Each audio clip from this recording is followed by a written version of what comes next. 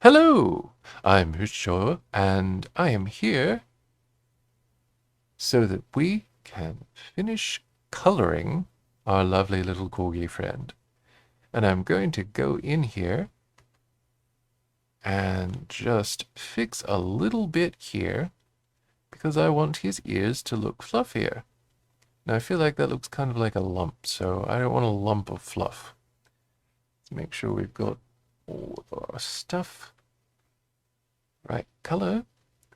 And I'll just turn down size just a little bit.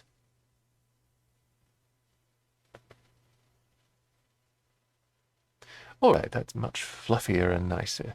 Don't you think so? Correction here. And we're back out again. So I'm going to lock this, as I told you before, so that just in case I don't end up ruining it. And I'm going to add a new layer because I would like to add a separate layer under this line work to color it. And in that, I'm going to refer other layers. Because if I refer the edited layer only, and I'm on the coloring layer, for example, this is what happens. Because it only refers to that layer. It ignores all of the line work. But that's only on that layer.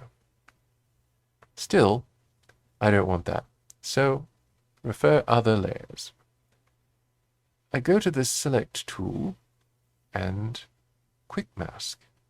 I want to lie down.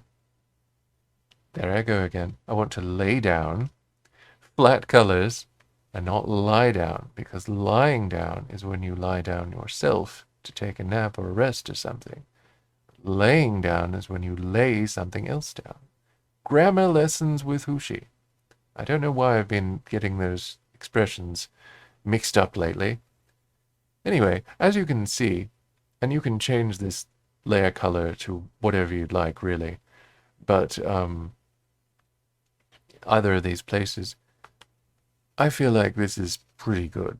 It helps things to stand out, and you can see very clearly when you have just stark white. But some people like to work in an environment where the color of the paper is different. So if you want that, go to the paper and then just, for example, obviously that is the opposite of a relaxing color for the background. So don't do that. But you can very easily change the layer color, is my point. In any case, go around and fill in any places where you will pretty obviously see that the quick mask has not filled. But we're not actually going to do a quick mask as such. However, it does make it easier to fill in areas and be sure what you're filling in. You're going to want to do that pretty much all the time, because if you just fill it by hand and just use the bucket tool, you'll probably see some show through. So you don't want to do that really. So we'll just make sure all of these places are filled in so that we don't have anything showing through. You can later just play around with the colors of the paper and see if anything shows through, make it a ridiculous color that you otherwise didn't use in the picture, so it'll super show. Or you can probably just hide it with a similar color. So there you go, 2 different ways to do that. Now we've got the whole corgi selected. And I am not always sure I remember exactly the markings of the corgi. So I'm going to go to the subview here, because I could bring up a picture that I downloaded before of a corgi, but I would just constantly be going between windows with that. So instead of doing that, I am going to use this picture of a corgi in the subview, and you can just click and drag, or you can use this import, this little file folder. It's basically the same thing. It just opens up that, and then you know, Bob's your uncle. So let's choose a nice bright color, slightly brighter, and you can just turn the eyedropper. This switches you to the eyedropper automatically in this window if you have it highlighted. You can of course turn it off if you want to just manipulate the photo and move it, but I prefer to have it on. You can also zoom in. You can fit it to the window. You can do a lot of things. You can even resize the window, so don't be afraid to experiment with it. I think this is a good color, so I'm going to just use that. So now we have a basic flat background for the Corgi. Now I'm also going to unlock this for a moment because I want this to be on its own layer. I would like, when I change the color of the lines, for this to have a different color than the Corgi is going to have. So I got my lasso select tool, just drew a circle here, and I'm going to be using this cut and paste because it cuts this from this layer and pastes it to its own layer. Copy and paste is different because it makes a copy of it, but I want it off this layer. So all it takes is one click and then deselect, and as you can see, it is moved to its own layer. Oftentimes, artists will use multiple layers even to color the same figure. I am going to use one layer for all of our color for the Corgi, but I'm also going to add another layer so that we can keep the heart separate. So, why don't we take something from this very picture?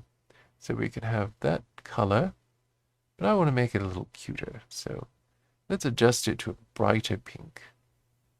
I want it to be a nice pink, and so of course we have the refer other layers, so it won't just turn our entire background pink. And there you have it. And the neat thing here is you can also change the layer color and just pop over here. Sometimes this works a bit weirdly, and I don't know why, but it should be fine here. You've chosen this color, so you'll want to probably do something slightly darker so that the lines show. And there it makes it seem like it has a more natural sort of feel to it, I suppose. I like a slightly darker color than the color you're using to color it as the line work, because that way it gives it a more natural sense, I suppose. But you can always just play with it. If you want it to be a more subtle color, you can also adjust it to that, where it's just very, very it's sort of barely visible there, unless you really look hard. But it still delineates it from its background, and it still is something that you can play with. You could even have it the same exact color if you wanted to, if you didn't want the heart to really pop. But with the Corgi, we'll of course want it to be distinct when we color. So to color, I am going to use the quick mask again. But this time, we're going to do it slightly differently. So as always, as before, we are going to make our little lines. And we'll just try and... we're wanting to try and make sure there are no gaps, so that when we do the bucket fill, it will just fill in the parts here. Because as you may remember from before, gaps will allow selections to either be incomplete or to leak beyond their bounds, like that. So because this isn't fully sealed off, as it would be if I did this, it has a bleed. So you don't want to do that. So it looks really bad, and it's just more work. So what I'm trying to get you to do is to save you work, basically. I want it to be as efficient as possible when you do it, and I think these little tricks are very helpful. So once you're satisfied with basically getting that looking how you'd like it, go to the filter, blur, and just plain blur. It is soft blur, it's not the strong blur, but it will be a very nice effect. Make sure you've got everything, because I think I missed something. Anyway, now you're going to deselect the quick mask by selecting it again on the menu. So let's take a bright color. In fact, because that looks so white, I'm probably just going to use white, but if we select it, we see that it's actually a pale blue. I think I'd like to use blue for the background, so I don't want to have blue on the Corgi. So I'm just going to be very simple and use plain white. I don't generally use solid black, but I will use solid white in a number of places. Now, make sure we're not selecting the same layer as we are here. I've accidentally selected something, I'll just put it back. We are on the heart layer, so we don't want to be on that layer. And we probably want to lock it so that nothing goes wrong with it. Want to do the same with our line work for now. And we don't want to be on layer 4 because layer 4 is the heart color. So let's go to layer 3 here. Anyway, as we have blurred it, we're going to fill it in with white, and this bucket fill allows us to do that. As you can see, it is a nice fluffier sort of appearance, whereas if we hadn't done that, if we hadn't made it as soft as it was, then it would be a much starker sort of appearance, which you really don't want. As you can see, it's a lot starker and sharper, which makes it look like more of a solid mass than a fluffy one. It also looks kind of unnatural, so I always prefer just a little bit of a blur before you end up deselecting it and filling. Especially with fluffy creatures like Corgi or like anything particularly fluffy, you'll really want to have that sort of fluffy kind of feel. So let's do another quick mask. And let's do his little eyebrows. And as I said in one of the last videos, you'll want to have a light touch, light hand. And here we can see the Corgi's face. And the markings there, we can use the eyebrows that we've laid out. And we'll want to use little hash marks to lead into the white of his face.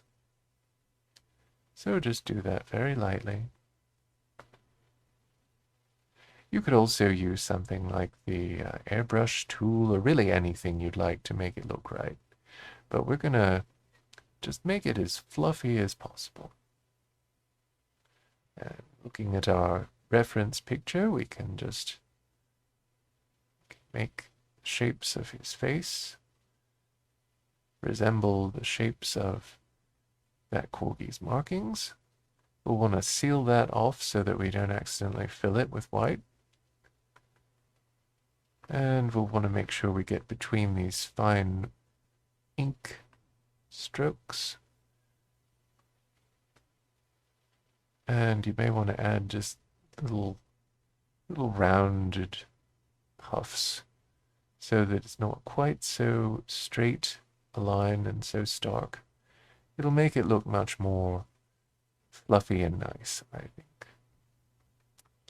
So make sure you've got this kind of like a balanced look. But one thing that is important to remember is it doesn't have to be technically right, but it should look right.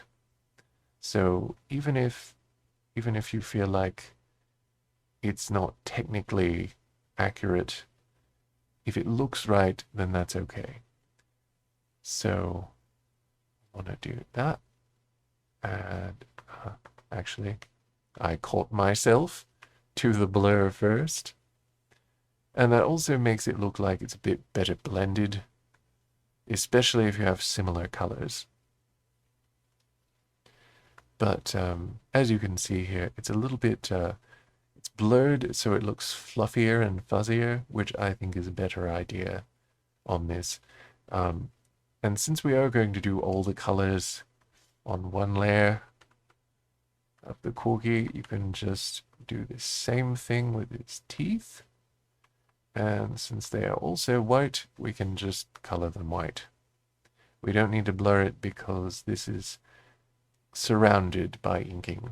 So there's not going to be any chance of anything, messing that up. But also, let's do another quick mask.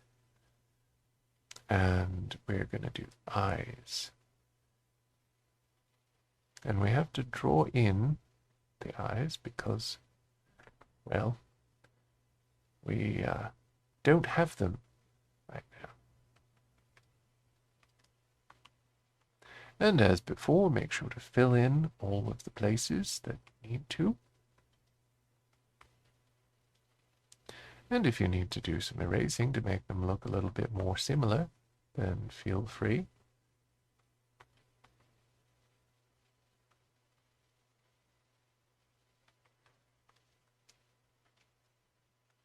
And we'll just color those white too. But as you can see, if you don't do the blur, they do look very crisp and distinct. So I think I'd like to do the blur. I think I'd like to make them look a bit more fuzzy. And I'd also like to make this one look a little bit different. I think that'll make them look a bit more even. I'll try not to fiddle with this too terribly much because I know we've got a time frame. All right, now let's unselect those, and there we go. And now let's do the nose.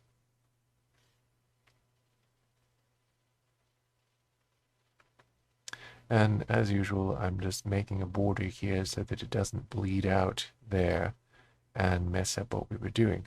Now the Corgi here has a dark nose, but since I don't like using solid black, I'm selecting a color of the nose, which is a dark blue.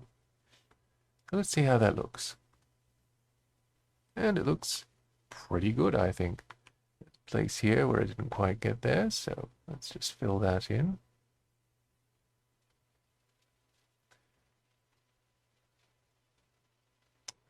That's a good start. All right, so we've got the face done, and he's looking great so far.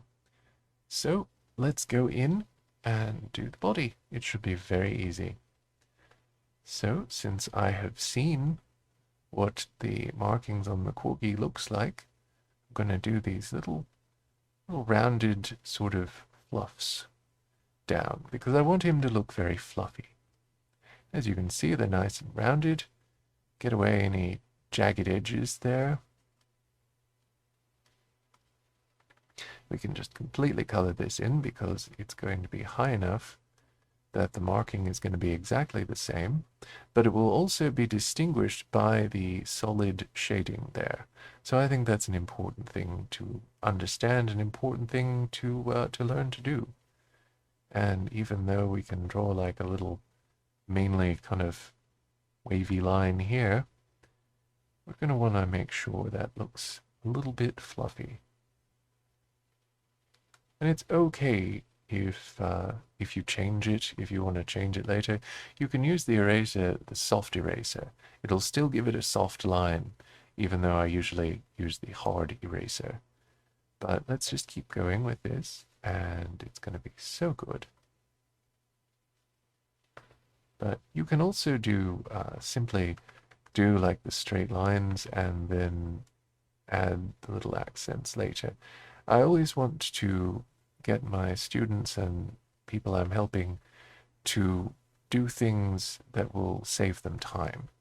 So always try and save yourself time whenever you can, wherever you can, because it is a very time-consuming process making a piece of art.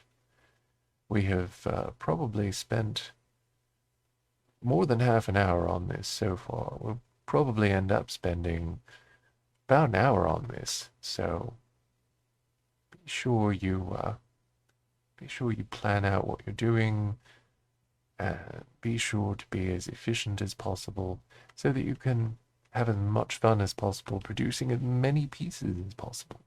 Don't be sloppy, but definitely don't sweat the small stuff.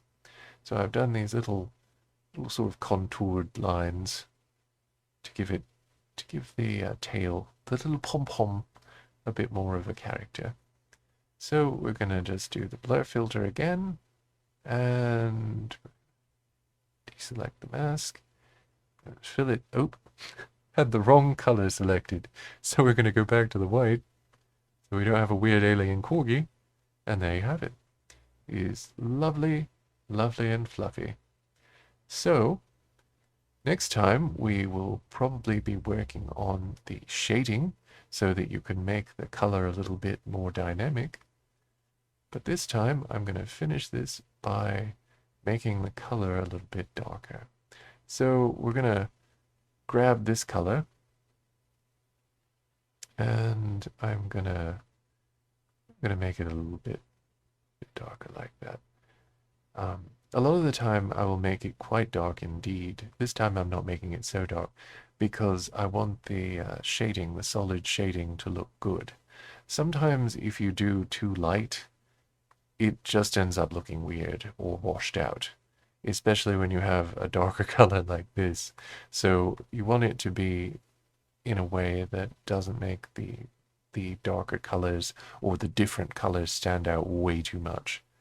So a lot of the time I will have it quite dark, but still not a solid actual black.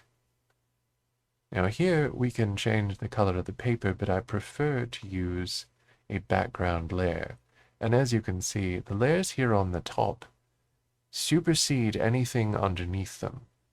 So if I were to take this new layer, layer 5, and just do a refer edited layer only, I'd like a nice blue color. Let's see how this looks. Oh, and it's lovely. Isn't that lovely? I love how it looks. Let's get a little bit closer to our friend. As you can see here, the colors stand out very nicely, and that's largely due to the complementary and contrasting colors, but we'll learn more about that later. For now, you have a lovely little corgi who has already been started to be colored. You could actually use this as a finished piece, but I'm going to show you some tips and tricks next time to make your finished pieces look even smoother and even better. Until then, you're welcome. See you next time. Bye.